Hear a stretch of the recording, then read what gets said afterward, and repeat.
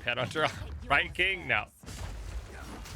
True, though, King. No, dude, King. Fast metabolism, King. Always. Fast metabolism, always the best. Lies, chat. He just wants you to die, chat. He doesn't care about your personal well-being. King wants you to just die, all right? He doesn't care about your personal well-being. One fragment. What? What?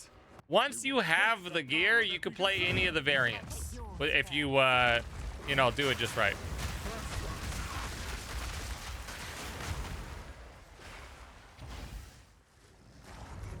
It's nice.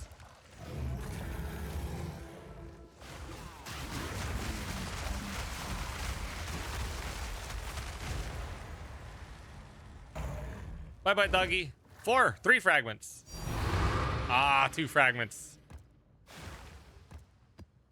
Come for. Can you do one juice map? I want to see a rain of comments. We're gonna do Temple here in a second.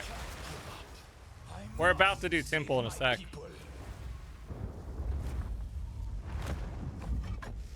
I have got 3 fragments a few times this league, but mostly it's 2.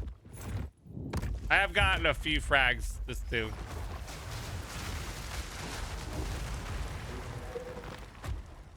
One day we'll get more than 3. I only want 2. I'm a 2 frag type of guy. I just want 2. There you go.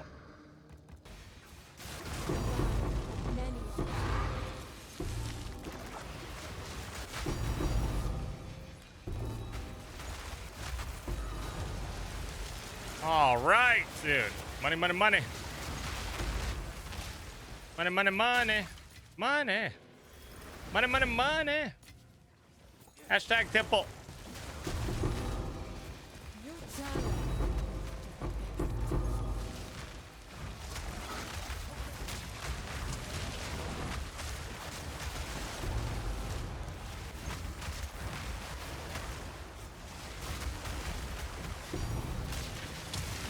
Yeah, Living Bomb is mostly exactly for fire infusions.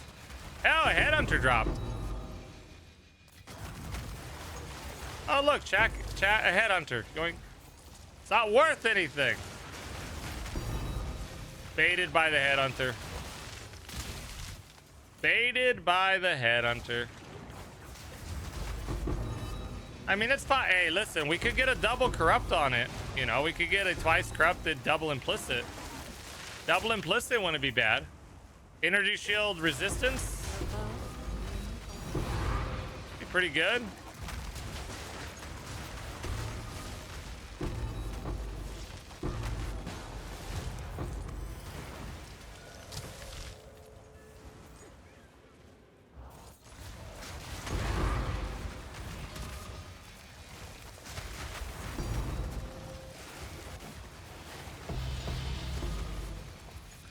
Garrison.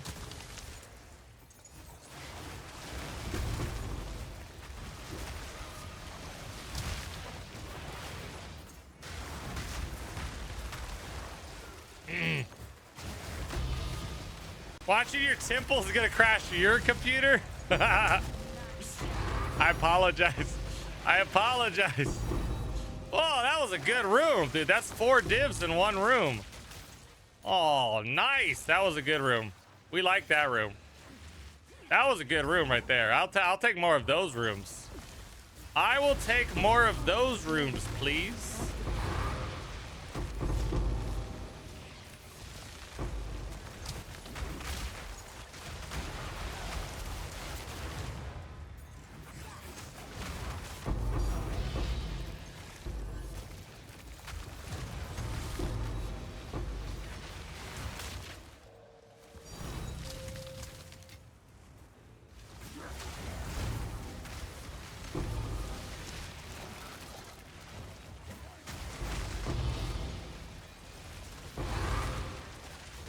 Holy moly.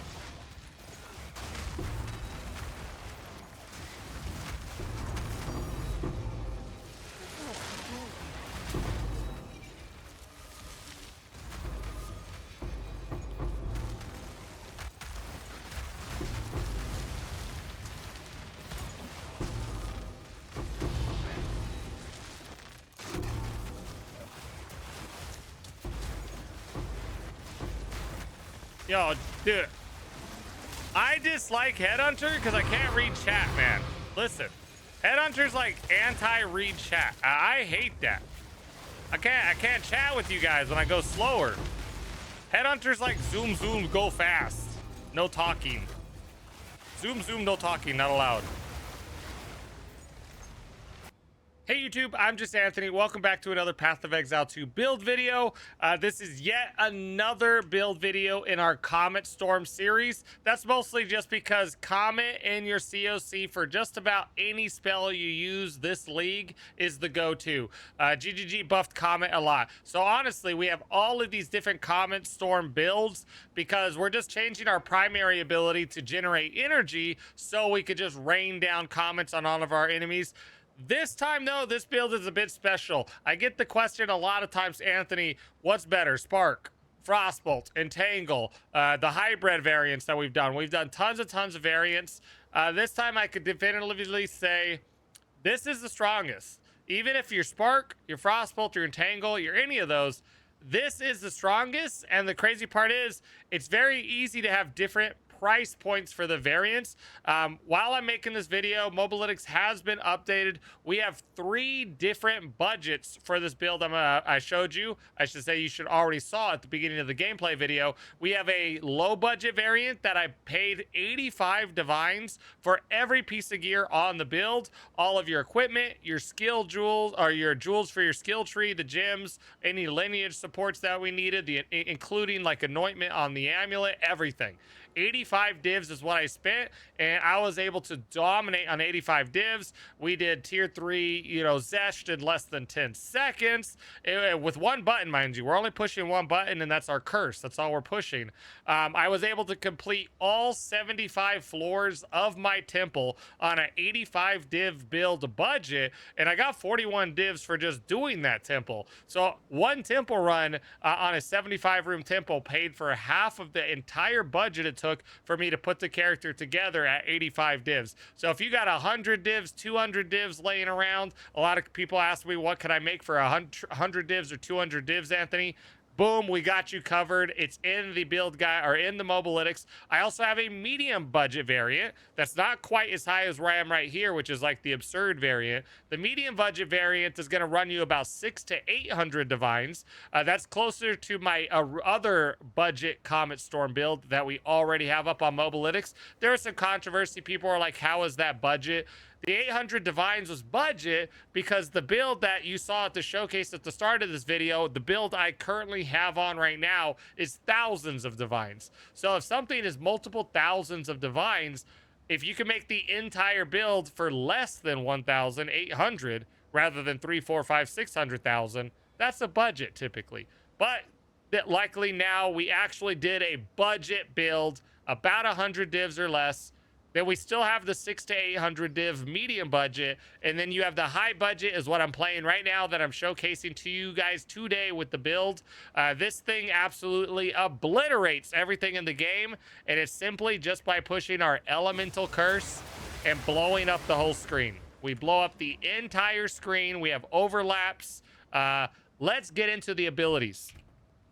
So, for the abilities, you have your life remnants like always, Blood Mage, Harmonic Remnants 2, Remnant Potency 1, Catal's Rejuvenation, gives us cooldown recovery rate, and then we get into the abilities themselves. Our main damage ability is our Curse, Elemental Weakness. We're going to be buffing this up with a lot of area of effect as well. So the way this is work is there's a lineage support. These are very cheap. They're like less than 20 exalts. Very, very cheap. Doedre's Undoing. Doedre's Undoing.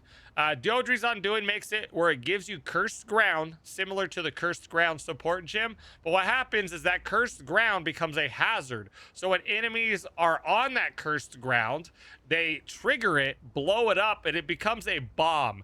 And that's what Doedre's Dark Design is. It is a bomb, pretty much. This is a spell, and because it is a spell, it gets our critical hit chance. Our 15% base crit as a Blood Mage goes into this. So we get that 15% critical hit chance, and then because we are a blood mage, it gets all of our crit bonuses, all of our super crazy damage that we already get on our character and class. It's all baked in. Now, Doedre's design, the way we're scaling this is with item levels. That is the way we're going to get the damage up so high. On my variant right now, I have a level 35 Doedre's Undoing. Its base damage is 1637 to 3000. This is the base damage that everything is going to be scaled off of. This is a very high base damage. If you were to compare the same level, the level 35 of a Spark, or a Frostbolt, or an Entangle, a lot of those abilities, the max damage gets to be around this number. That's the start. The max damage for other abilities is the start of the damage for this ability. And then the high is really good. So we are scaling this with just levels, and it matches the level of the elemental weakness. Now, if your elemental weakness is corrupted, we have determined that that does not affect the level of the Doedre's. So if you have a level 20 elemental weakness 5 sockets, that's fine. You do not need a corrupted 21 unless you are using my Exile Splendor like I am right now. I'm using Exile Splendor. Then you have to have it corrupted to work with our chess piece to return the mana into life. That is a requirement. So it's not a requirement to have a 21. It is a requirement to have it corrupted if you're using Exile Splendor. So with the Doedre's Undoing, we're supporting it with Focused Curse. We want skills erupt after 50% less delay, because even though this creates cursed ground, the curse itself needs to erupt in order for the dark design to take effect. So that's why we need to make the curse proc as fast as possible. We are going to be doing Spell Cascade, so we can have 3 of them. Spell Cascade is amazing because if we get enough area of effect on the spell itself, pretty much all 3 curses can hit the same target and blow up with each cast, which is pretty much, this is a damage support for the ability because it's 3 timesing the damage. You're getting reduced damage 30% less, but then it's hitting 3 times, which is more damage. And then we have Magnified Area 2. For some of you that already know these type of builds, you're going to see, I believe it's like, it's not Focused Curse, it's Ritualistic Curse or something. It's the one that gives you 50% increased area, but it takes longer to erupt the curse. That's silly. It's 5% increased area on those other ones, but it makes it longer to erupt, and then they're telling you to get, activation speed on your jewels and stuff. You don't need to do all that. Just get a Magnified Area 2. It does cost a little bit more. It's got a cost multiplier, but we don't care about the cost multiplier. I have a level 35 Doedre's, or sorry, level 36 LA weakness, I should say, when our next support is Efficiency 2. So if we have Magnified Area 2, Efficiency 2, even with this cost multiplier, right now I'm barely using over 500 life. That's it. It does not take a lot to cast. So if anybody's telling you, go ahead and use Ritualistic Curse gives you more area of effect, it gives you 5%. That's it. That is ridiculous for delaying the activation time even more, and then you having to try to solve the activation time with jewels. If you have this and you have the Impending Doom on the skill tree, your activation time, I believe, is 0.22 seconds, which is usually beats out most cast speed of most characters. As long as your cast speed does not exceed 0.22 seconds, you're not going to beat the activation time of the curse itself. To see your activation time, you can open this up. You do have to take out the Doedre's because that's creating a Ritualistic Curse, or it's creating cursed ground, sorry. So it removes the cast delay.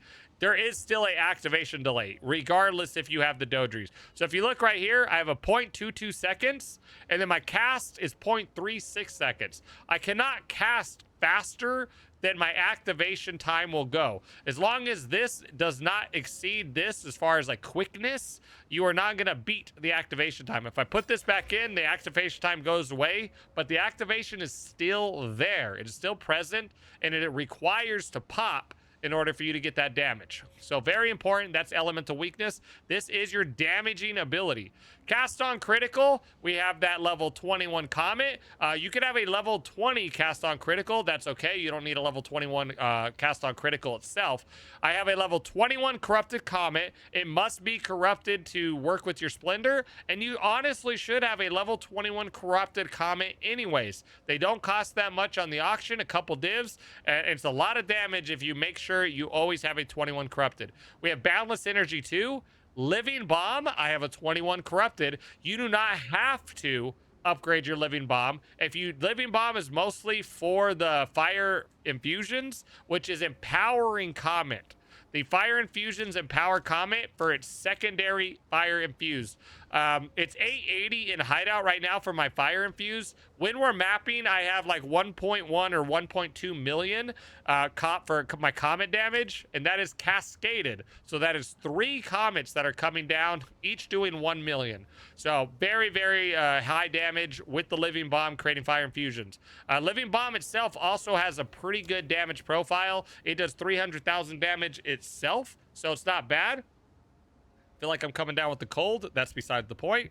And then we have Diala's Desire. This is giving +1 to level to the supported skill gems that are inside it and itself. What's really nice about Diala's Desire is it gets quality as well. So it's reducing the spirit requirement of the ability. So you see here 15% reservation efficiency instead of the normal 10%, which is really nice for the next point, is that with Diala's Desire, with the skill tree and the spirit that you got on your amulet, hopefully it allows us to run cast on critical, it allows us to run Arctic armor, and it allows us to run time of need. Time of need is a cleanse. It procs for me it's like every 6 seconds or so, and it removes curses and debuffs from your character. It's very nice if you're running temporal chains or any curses in any of your maps. Every 6 or so seconds for us, it's going to proc and it's going to cleanse us and remove everything from our character. It is so nice to have. Arctic armor, we have Cold Pen, Freeze, Cold Mastery, Zenith 2, and Tools Stillness. Time of need, we just have compressed duration because we want it to proc as fast as it can. That's pretty much it. I don't want to like go too crazy in the time of need. What's also cool is for a lot of you guys that like the mobility, if you want, you can take off time and need and Arctic armor. And if you look over here, I have 70 spirit and still have cast on critical. What does that mean? You could throw blink into the build for all the blinkers out there. You could turn these off for mapping if you're trying to go get that temple juice in your maps and you want to just blink around a little bit and have blink at your disposal. You can put blink into the build and just blink, you know. And then for mapping, bossing, doing your temple, whatever you want, you could have these on for survivability if you're still trying to level up and you just like a lot of defenses. I like a lot of defenses. So that is the whole build. That is the whole build. There's not a lot to it. You push one button. Now, for area of effect, let's cover area of effect for a second. My area of effect is 5.1 meters. The area of effect is important for this ability. It's been floating around that 4.7 meters is the sweet spot for overlap. And what I mean by overlap is when you do this, you have the first explosion and then the second two. If you see right here, the second two are almost touching each other. If there's a boss right where my character's standing, the boss is going to get hit by the first and the second two explosions. You're going to hit that boss 3 times with the Doedre's explosion, the dark design. If you don't have a high enough area, you're not going to have that overlap and you're not going to hit the boss with multiple, especially if it's a smaller hit point boss. Now, 4.7 looks a little bit wider than that. Mine is 5.1. 5.1 for me feels like you can hit any target, a small target, anything. If you have 5.1, look at that. My character barely fits in between these two. This is pretty much hitbox is good. These hitboxes are a little bit larger than they look regardless. So at 5.1, you're always going to be hitting every single triple attack on bosses and on anything. So it's insane, and you just spam. That's all you do. That's all you do. You clear the whole screen. You dominate the game. It's good for pinnacle bosses, single target. It's good for AoE. It's good for everything. And like I said at the beginning, it's really technically, I believe it's better than the Spark, the Frostbolts, and the Entangle. All the other abilities we've done so far, this just outshines them because it's ridiculously strong. And you could actually do this for cheaper than those other variants, which makes it, in my book, even better that you could do it on a cheaper budget compared to those other ones. Moving into the items, we have all the same items that I've had for like my last 3 or 4 Comet Storm videos. I don't like changing gear, so I will keep making different builds and keep all my same gear. We still have the same staff. All of this will be on Mobalytics. The same staff I've used in every single build. It is not a perfect mirror tier staff. I have it twice corrupted, which I did that myself for 3 sockets and an implicit. That's my doing because I was brave enough to corrupt the staff twice. If it wasn't twice corrupted, this would be an average staff. We have that +4 all skills vertex. The budget variants use a +2 and a +3. So +2 for the low budget, and the medium budget uses a +3. This is the high budget variant. We use a +4. The Adzeres Splendor. You guys seen me already talk about this a lot. These are very, very expensive. These are why we have different budget variants for the build. My Splendor right here is about 3,000 divines. Every time I check, it goes to 4,000, 2,200. Like, it jumps all over the place depending on the market at all times. I do say I think people are farming at Zeri more, which is nice. Prices for chess pieces seem to be going down, so that's good. Keep on farming. Keep on farming. If you're holding on to its Splendors, you should probably sell them. Prices might start dropping. You should probably unload, start selling. More people are doing Adzeres. That is just some advice I'm having for you. You want a lot of energy shield. That's the main thing. The second thing you want is the skills from corrupted gems. Convert mana cost to life. 50% is the normal amount. You need to get at least 50. You do not want to get one that's lower than 50. Mine is 56. That is why mine costs like 3,000 or 4,000 divines. You don't need 56. You just need 52. With our skill tree, it converting 48%. If you get 52%, you're good. There's also sapphires, I believe, or is it rubies? You can get on a jewel.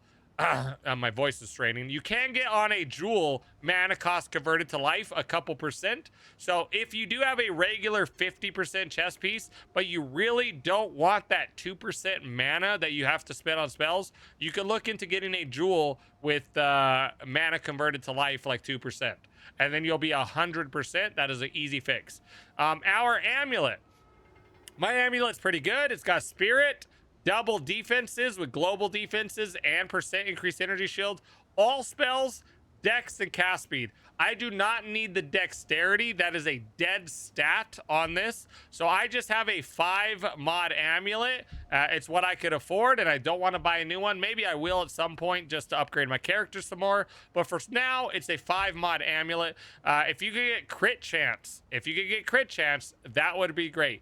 The spirit is, of course, optional, but I would highly suggest having it. It'll allow you to run that Arctic armor, that time and need. It'll allow you to run that blink if you really want to run that blink into the build. It'll free you up all that. We have that Damnation Hold ring. This is mostly just a resistance ring. It's life, cold damage. This is my lightning resistance, life, cold, increased cast speed, cold damage. Going back to the helmet real quick. Idol of Ishta. This is important for cost efficiency on all of our Comet Storm builds. So, Idol of Ishta is 12% cost efficiency. That pairs well with our Adzeres Acuity. We've got 2 sockets, 49% crit, and we have the Tech Rod's Gaze. Many of you already know this. Very expensive, these are. Very expensive. 25% life cost efficiency. So you have this one 25% and this one 12%.